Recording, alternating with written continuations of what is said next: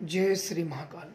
यक्षिणियाँ अप्सराओं की तरह बड़ी रूपवान होती हैं और उन्हें कोई भी अगर साध लेता है या उन्हें प्रसन्न कर लेता है किसी भी विधि द्वारा, तो निश्चित तौर पे इंसानी जीवन में आके वो मदद करती हैं। चाहे शत्रु हो, चाहे धन संबंधित हो, वशीकरण हो या किसी भी प्रकार के कार्य सिद्धि के लिए वो निश्चित तौर पे वो आपकी मदद करती हैं और आपकी रक्षा करती हैं। यह जो मैं यक्षिणी साधना आपको बताऊंगा, यह पद्मिनी यक्षिणी है।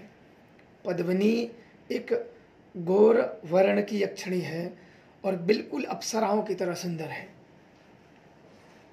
और इनकी साधना सात्विक तरीके से की जाती है।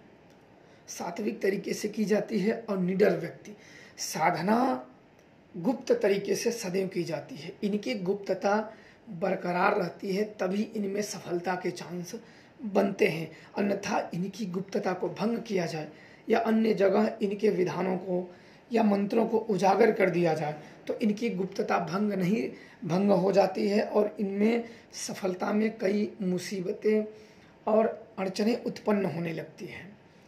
जो यह यक्षिणी है, आपको इस यक्षिणी का जाप किसी वरगद वृक्ष के नीचे करनी है और रात्रि के करनी है। और यह यक्षिणी साधना एक दिन में सिद्ध होने वाली यक्षिणी साधना है। एक दिन में पद्मिनी यक्षिणी बिल्कुल सात्विक तरीके से होगी। मंत्र आप लोग ध्यान से सुन लीजिए। ओम नमो पद्मिनी रूपवती मम सिद्धिम सर्व मनोरथ सिद्धिम सिद्धिम पद्मिनी नमः। ध्यान से सुन लीजिए। ओम नमो पद्मिनी रूपवती मम सिद्धिम सर्व मनोरथ सिद्धिम सिद्धिम पद्मिनी नमः। यह मुझे मेरे गुरु के साथ एक अवघड़ थे, उनसे मुझे साधना प्राप्त थी और मेरी खुद की अनुभूति थी। अब तक यह साधना बिल्कुल गुप्त थी। आज आप लोगों के लिए दे रहा हूं कि जो भी दुख है, जो समस्याएं हैं, आप कर सको। इनसे भूत प्रेत भी हटा सकते हो, किसी के बारे में जान भी सकते हो। इनकी साधना कम से कम 11 बजे रात्रि को करनी है। भोग में आपको इनको खीर, मीठी खीर, दूध के साथ खीर बनाएं, सुगंधित बनाएं और वह इनको भोग दें। और जब 3 घंटे इनका जप करना है और जो खीर बनाएं 2 कटोरी लें, 1 कटोरी में पद्मिनी के नाम पे भोग अर्पण कर दें और दूसरा खीर आग जला के थोड़ा थोड़ा बीच बीच में यह खीर की आहुति पद्मिनी के नाम पे देते रहें। 1 दिवसीय साधना है और अनुभव भी आपको हो जाएंगे। इसमें कोई भी संशय नहीं, बिल्कुल आप निर्विघ्न होके साधना करिए। और सुरक्षा मंत्र अति आवश्यक है। किसी भी सुरक्षा मंत्र द्वारा अपने चारों तरफ एक सुरक्षा घेरा लगाएं ताकि साधना काल में कोई अन्य शक्तियां आपको व्यवधान ना डाले। पूजा पाठ में जो आपके व्यवधान बिल्कुल उत्पन्न ना करें। इस मंत्र को किसी योग्य गुरु से प्राप्त करें और कुछ यथाशक्ति दान दक्षिणा दे के उनसे प्राप्त करें। इसलिए जो मंत्रों के ऋण होते हैं, जो हो किसी भी गुरु द्वारा इन मंत्रों को उनसे प्राप्त करें, उनके मुंह से प्राप्त करें।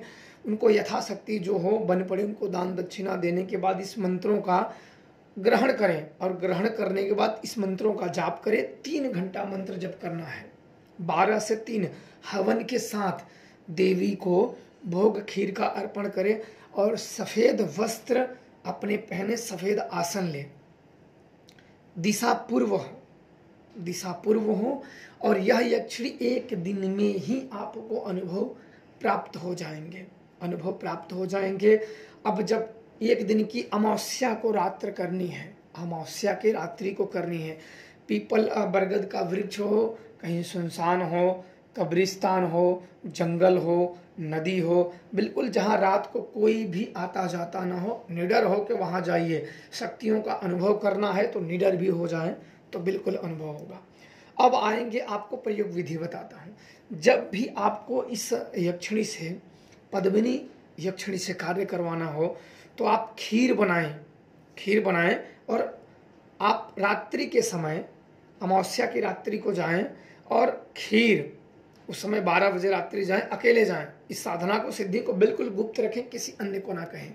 आप जाएं रात्र को और 1 कटोरी खीर पद्मिनी के नाम पे भोग अर्पण करें और थोड़ी सी खीर रखें, आग जला के 1 माला 108 मंत्र आप जपें और 108 मंत्रों के साथ आहुति इस मंत्रों से अग्नि में दें।